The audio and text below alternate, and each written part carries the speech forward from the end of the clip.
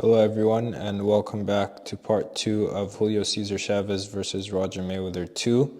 I'm pretty mad because I just filmed this and my microphone wasn't on, so this is take 2 of part 2 of Julio Cesar Chavez versus Roger Mayweather 2. We're picking up in round 6.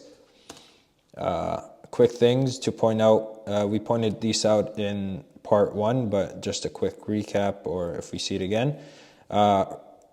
Roger Mayweather controlling Chavez when he can. When Chavez slips the jab, bang, and then pushes him off to the side. Now we're going to talk about Chavez's slips.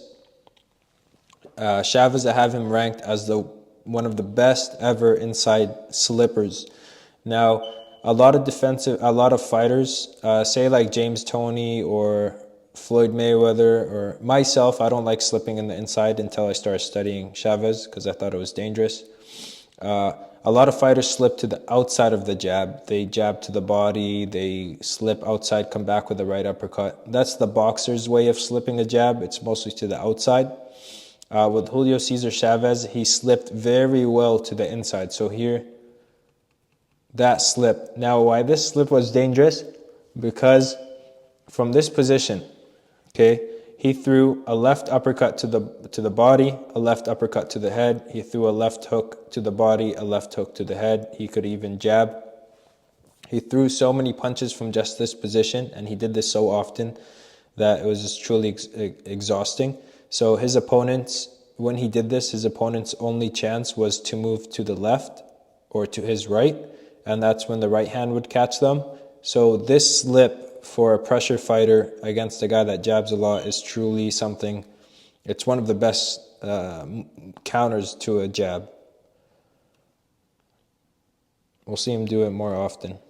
Now, he did eat jabs, but he slipped a lot of them and countered a lot of them. So this is something else I want to talk about Chavez's slip. I've touched on it in the first part of the first video of this fight. When he slips, a lot of fighters, they're taught to keep, when he slips to the inside, his right hand, watch his right hand, it goes almost outside parallel to his body, okay? I've talked about Roberto Duran versus Iran Barkley, how Duran pushes his right hand down when he slips to the left, okay? And all this does is it gives you momentum to slip left. So basically, imagine there's a wall right beside Chavez, and he pushes against that wall, and he slips at the same time. Bang, comes, now he went with the hook to the head. We'll see him do this more often, so right there. Now, I don't think Roger jabbed here, but Chavez just did this move anyway. Watch his right hand, and watch his left hand, okay? The opponent has no idea what's coming, okay? The left hand most likely, but the right hand serves as a feint also. And Chavez I've also seen him turn this right hand from this position into a right hand. So it's not just a move that he did to slip. So now, like I said a second ago, when Chavez does this move, Roger has to move left. And where does he move? Right into the right hand of Chavez, okay? This is one of the building blocks or the centerpieces of Chavez's offense, which is this inside slip where the right hand goes out. He throws the left, and then he follows up with the right hand. Here we see him just pop a quick right hand. Usually when he pops this type of right hand, well, they're pretty far, so he won't do this. But usually what he does is he'll pop this right hand. He'll pop it like this, and then he'll take a step, and he'll either go southpaw or square up. But here, Roger's just too far for him to do that move. There's that slip again. Watch his right hand. See that? It goes out to the side. And then he comes up with the left. That was a left uppercut or a left hook. But truly one of his best moves.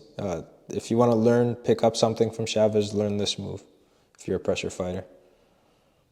Sorry for the smoke alarm in the back. I gotta fix that. Okay, this is one of the best right hands that Mayweather landed. Now, I made a video of this on Instagram, and I got a lot of flack from especially Mexican fans that it was selective editing, that I only made the video about the right hand from Roger.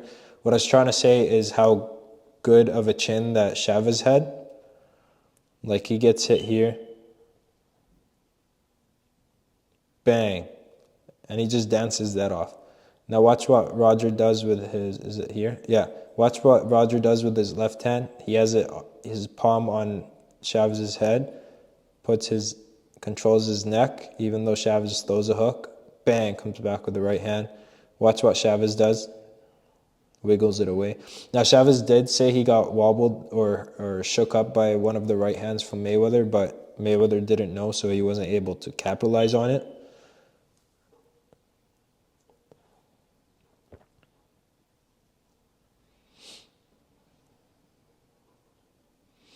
The thing I think that let Mayweather survive this long into the fight was how good he was at holding and controlling his opponent. You'll see when they get on the inside, Mayweather wraps up Chavez pretty good, even though Chavez still gets his punches off.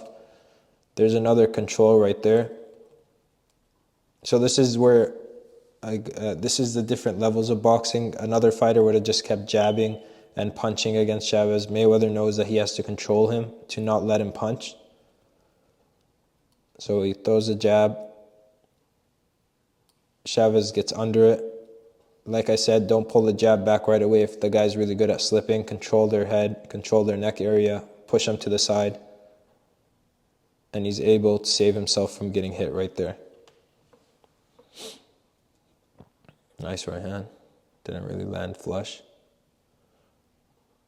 See, he ties up Chavez pretty good, waits for the ref to break them up, gets a little breather.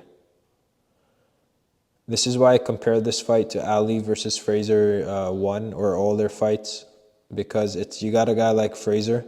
I think Chavez was more technically sound as a boxer than Joe Fraser. He had more of a game plan, but the way he didn't stop coming forward, and then Roger, even though he hit him with clean punches, he couldn't keep him away. It's just like Ali Fraser. Ali hit Fraser with a lot of punches, but he couldn't keep him off him. So it's very, very similar fight, even though a different weight class, different styles, but same idea. It becomes a battle of will. Who has the greater will to keep on going? Usually if the boxer doesn't have a big punch, then the will of the pressure fighter beats him.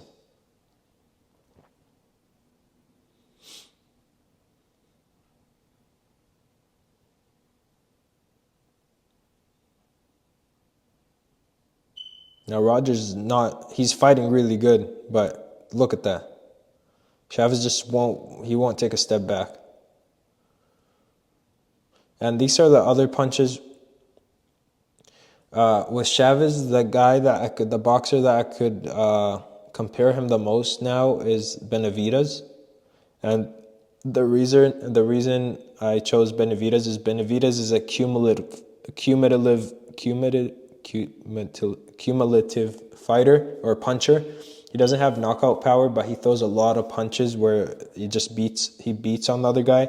I think Chavez had more one punch knockout power than Benavidez, but you see him here, he just shovels in punches. See, he's just putting the beat down on the opponent. He's not really putting everything into every punch. He does have he has heavy hands, so even though it looks like he's not hitting hard, they are hurting his opponent, but he's not putting his everything in every punch, is what I'm trying to say. It was a beat down. And you'll know what I mean later on as the rounds go on. Now, Letterman's card. I don't agree with this card. I think Chavez was won more rounds than this. I think it could have been a lot closer than 3 rounds difference. Going into round 7.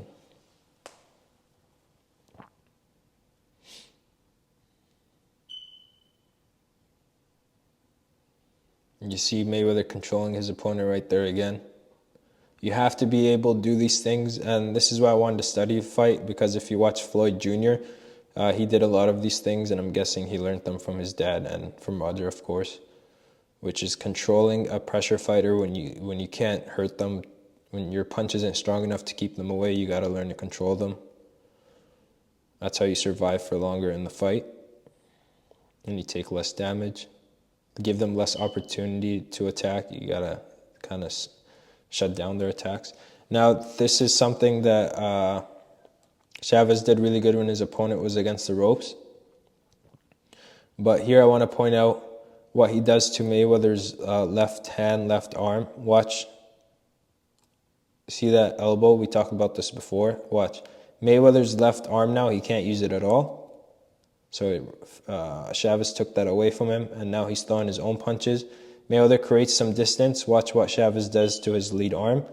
Punches and kind of smothers it again.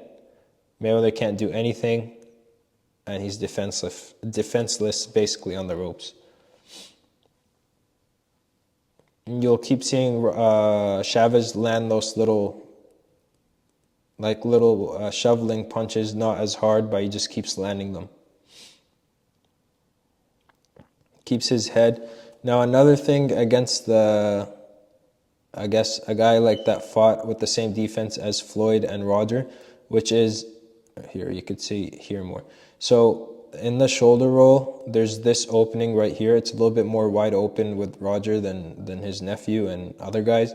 But watch where Chavez puts his head. He's putting his head on Roger's chest between his shoulder and Roger's head. So he's prying open his defense, and he's able to land punches off of that. See where his head is? It's right in between Roger's shoulder and head, so he can't really shoulder roll because Chavez's big head is right in the middle of his. See right there? See where it is? Now Roger's giving it all he's got. He's punching back. Nice move by Chavez right there. Made him miss a couple punches. Got back. Now, by no means is this a bad performance by Roger, but he's just fighting an all-time great, so it's levels. See how he just shovels up those punches? They're not hard. He does have heavy hands, like I said, for the millionth time, but he shovels in punches. Cumulative.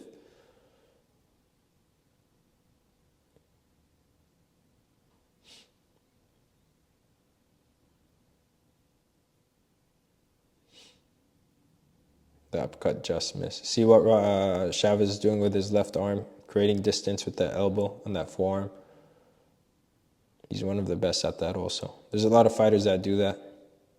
Floyd Jr. is really good at using his left elbow to create distance for his right hand and his left hook. But Chavez does it very, very, very well. If you want to watch him versus Meldrick Taylor, I think the first fight, if they fought twice, I think it's the first fight. I made a video about it on Instagram. Chavez kept doing that, using that left arm to set up the right hand and the left hook, create distance on the inside.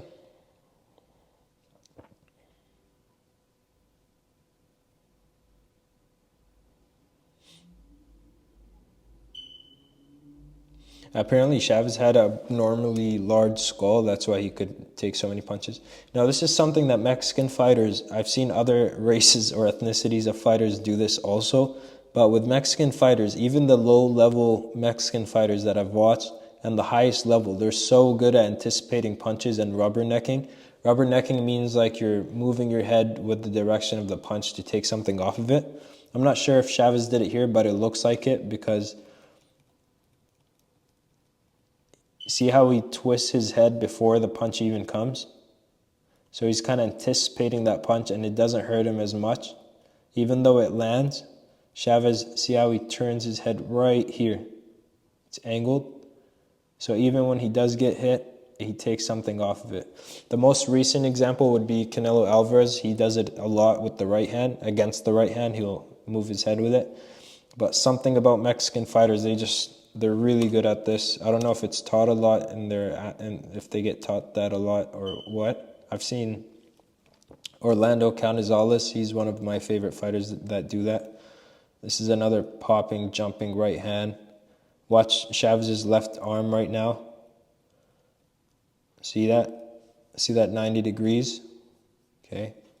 He's not holding, he's smothering Roger's right hand, and he's propping his head up so that right hand or that left hook from Chavez could land after.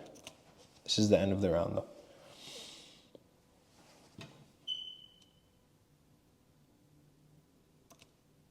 Look what Jesse Reed did. I just caught that. I didn't know that was him that did that. He's Mayweather's trainer. Look at that. He comes in from the ropes, holds him, pushes him back. Nice tackle. Sorry, I gotta turn the volume off. Mayweather's trying to frustrate him or something, but Chavez's corner tells him, hey, just stay calm, keep your fight going. Don't listen. Don't fall into the trap of losing your game plan.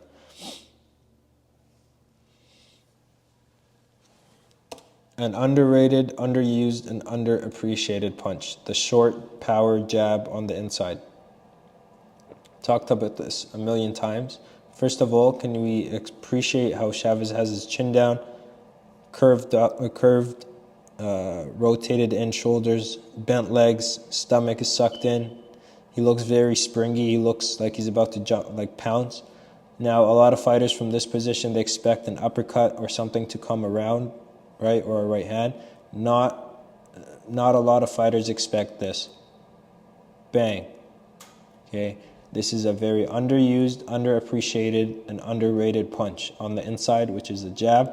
And that's why the jab is the king of all punches, because it could be thrown from the shortest of distances and the longest of distances. Okay, it could be thrown from anywhere in the ring, any part of the ring. It could be thrown at every different speed, slow, fast, and it could be thrown hard or not hard, but whipping. It's the most diverse punch in boxing. We see it again right here. See? What would a lot of other fighters throw? A big right hand, a big left hook. Look what Chavez does. Short right hand, snap the head back, get in close, and now you could work. Very, very underrated. You should develop this into your arsenal if you want to be a good fighter. Andre Ward did this a lot too, that short jab. It's really good to counter a hook too on the inside. And Chavez just won't stop moving forward. It's exhausting Roger Mayweather. If Chavez was any level below what his level was, Roger would have either knocked him out by now or he would have won this fight. Like, look at the right hands he hits Chavez with. In a second, you're going to see him. Look what he says. He can't believe his eyes. Look, damn, you take a good punch.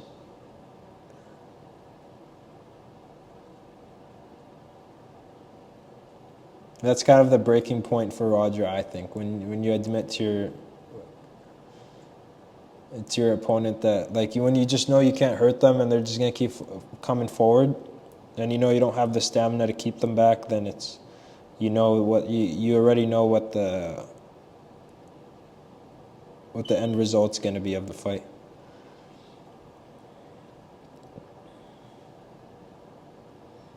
But this is truly a good fight. I think a lot of boxers should watch this fight if you're a pressure fighter and if you're a boxer. You could pick up something from both fighters that we've already discussed. Ali was one of the best at holding his pressure opponents. Roger's doing a good job here. He gets cut over the eye. They say that he can continue. He starts off with the right hand, I think.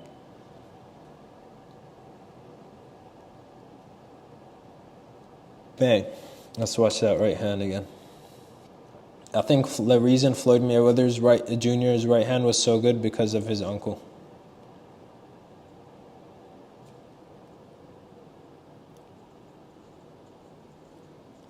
But again, you see Chavez already kind of lean away from it before it's even thrown. He already knows it's coming.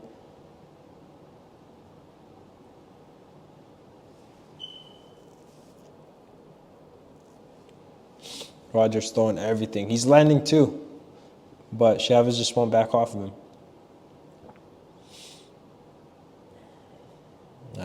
Every fighter that's been in there with a tough guy in the ring understands Roger's feelings right now.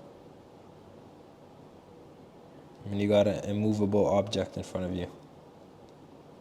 And you do everything right, but you still can't get them off of you.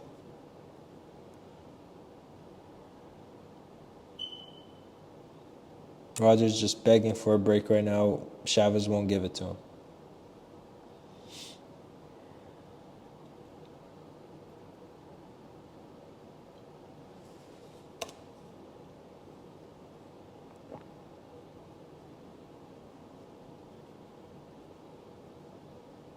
Going into round 9. Now this fight, I already said it stops in after round 10, and we're pretty much seeing why.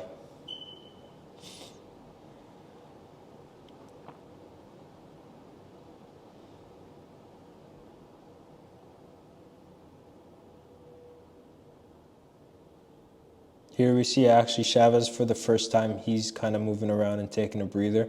He's probably doing this in the 9th round so he could finish strong in 10, 11, 12. It's very common for fighters to do that, but he still puts the pressure again. Now this is something that I credited Manny Pacquiao for doing, but also Chavez. You could only learn this stuff when it comes from sparring constantly, fighting a lot, and being in the gym a lot, not just hitting pads. So if you get used to hitting pads a lot, what happens is you get used to throwing punches from a set position because that's what you see before you punch pads. And what that does is it makes you less creative because you don't see the different opportunities you have to land punches. Now here you see Roger, he moves to the right. Okay, now watch what Chavez does. Just bang with a quick jab. Okay, a lot of fighters would have missed this opportunity. Now it looks very simple because we saw Chavez take advantage of it, but a lot of the times when guys are moving away, moving back, disengaging, they don't have their defenses up, right? And then now Chavez, he sees this right away, pops him, bang. Okay, you only get this from fighting a lot or sparring a lot. You don't get this from hitting pads. So that's the benefits of fighting and sparring, is it gives you different, you start to see smaller openings. Now this is a good move by Roger. Palm on the head, pulls him into the uppercut, under and out. Dirty move, but a lot of fighters do it. There's no such thing as dirty in boxing unless you get called for it. So if you don't get called for it, keep on doing it. Boxing is a fight first, then a sport second. It's not a sport first, fight second. So let's watch Chavez's footwork here. We said that he squares up a lot. So here, see, squares up, steps forward with the left. He's back in position, fighting position. Squares up, puts the left foot forward again. Squares up, almost went southpaw. See how he goes squared up, stance, squared up, back into the stance a lot. It made him, especially when he did that when guys were close to the ropes, they couldn't really run away from his punches, so it was really effective. Now right here is the same popping punch that a lot of fighters would have missed. They would have stayed in their stance, but watch what Chavez does. Watch his feet. He's sideways, he's squared. He almost goes southpaw, but he sees Roger moving to his right. Just pops up a quick right hand. Not a knockout punch by any means, but watch where it gets him. Gets him back right in front of Mayweather.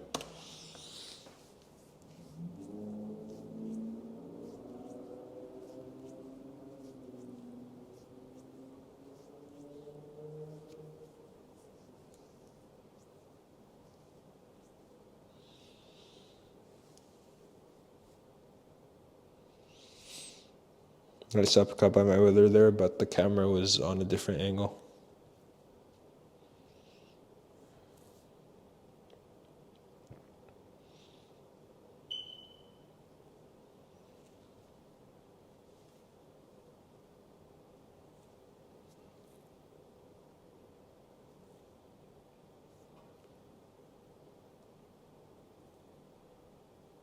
See how he just shovels up those punches?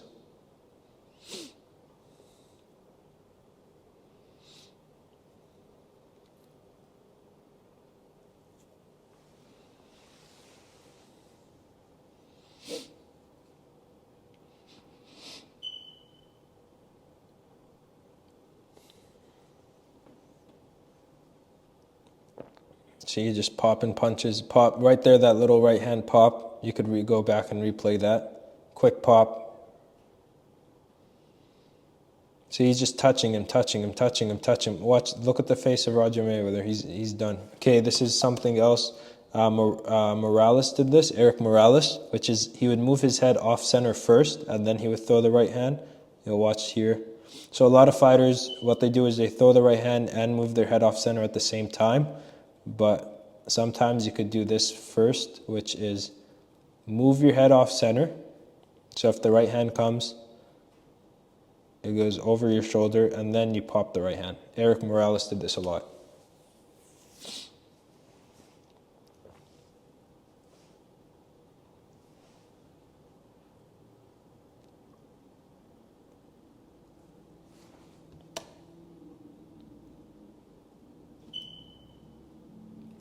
See, that's what I was talking about. Mexican fighters, for some reason, I've seen, like I said, other ethnicities do this, of fighters. Great fighters know how to roll with the punches. But a lot of Mexican fighters watch. Bang. Because, okay, let's ask why Chavez was able to do this. Okay, first of all, he's holding on to Roger Mayweather. So, right away, you take 50% of the chances of a left hand coming at you away. Okay. Now, why is he watching the right hand? Like I said, the left hand is in no use, so he knows the only punch left for Mayweather is the right hand. Okay, this is how you make defense easier for you on the inside or take a punch away from someone. So here, Roger can't use that left hand. He's forced to only be able to throw the right hand. Now, with the right hand, you have pretty much three options. You have a straight right, a right uppercut, and a right hook, or an overhand, but from this position, those punches. So Chavez's eyes are on the right hand. He's not paying attention from the left because it has no use now. He sees Roger start to turn that uppercut, and he turns his head with it, okay? This is the process of elimination. When you fight someone with both hands free, you have to watch for this and that. But when you're holding on to one hand, you know that the other fighter could only use their other hand, and that's how you kind of guess what's coming next. See, he turns with it. It wasn't going to land anyways, but he already saw it coming. So that's how you make your job as a defender easier, or if you're about to defend against a punch, you take, or if you already took away your opponent's other hand, or if you're holding it or whatever, you focus on their free hand, and you already know that that's their only option to throw, basically. So now this fight was pretty close. I had Chavez winning more rounds than this. I don't agree with Letterman's scorecard here. I think Roger was scoring more points in some of these rounds, but I don't think it was that close.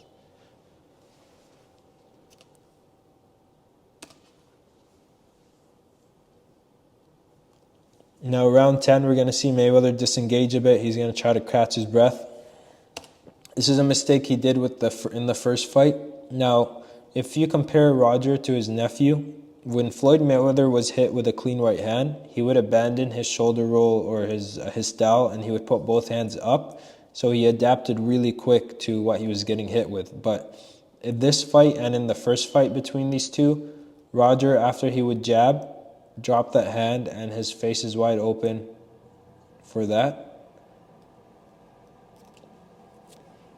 So that's the difference. Floyd did say that his dad taught him defense and his uncle Roger taught him offense, so I could see that. Because Roger's a little bit less defensive, like his hands are down. Floyd Jr., he wouldn't have his hands down by now if he was getting hit this much. He would have both hands up. So you got to know when to abandon your style and take up both hands up if you're getting hit with a lot of right hands especially.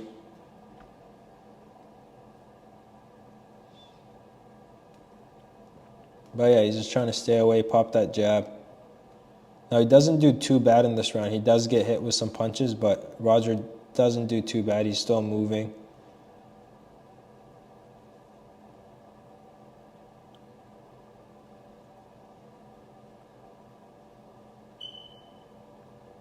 He's moving around. He hasn't moved like this since round 2, I think, or round 3. So he might be saving up his energy trying to go into the last 2 rounds. And when you hear a coach say, hey, take this round off, this is what it looks like, it means move and stick your jab and just don't get hit. Just breathe.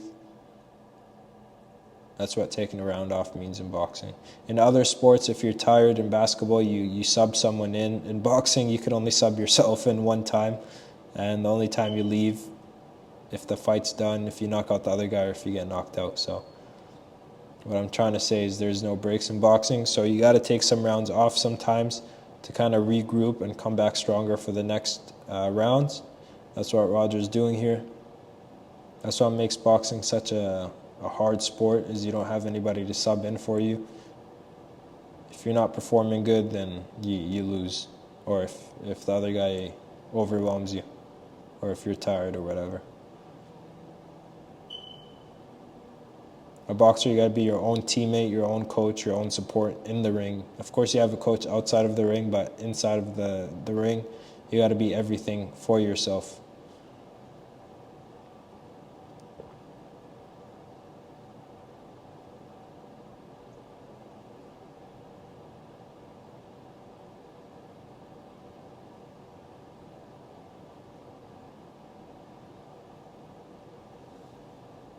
You see how Chavez cut off Mayweather there with his left foot?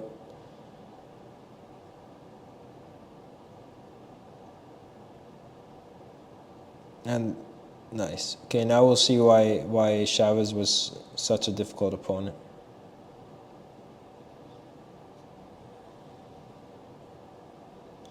See, Mayweather could barely stand on his feet now. I'm pretty sure Chavez is pretty tired. Let's watch what happens in Mayweather's corner. See, look, his head is down. The ref takes a look at his eye, I'm guessing. Just drops just total exhaustion. And this is why Chavez was such a nightmare to fight, is because even if you hit him clean, you could be dirty with him, you could do this and that, he's still going to move forward and try to get you. And that's something that's truly exhausting. It feels like you're fighting a machine. I've sparred this one Mexican, this guy from Mexico one time. And we went 3 rounds, and for 3 rounds I gave it all I got. And then round 4 came and I just had to stop. I was like, I'll spar you the next day, because he was coming on strong and I already gave him all I had. So I feel what Roger's going through. Some guys, you hit them with everything, you do everything you can, and they still won't stop moving forward. And that's when a fighter breaks. And it's a sad scene here. Like, you just see him quit basically on the stool. But Chavez tell him get up. He's kind of pissed that he couldn't finish the fight. But yeah, thank you guys. I appreciate you for watching, for staying tuned, and I shall see you guys next time. Take care and have a great day. Bye.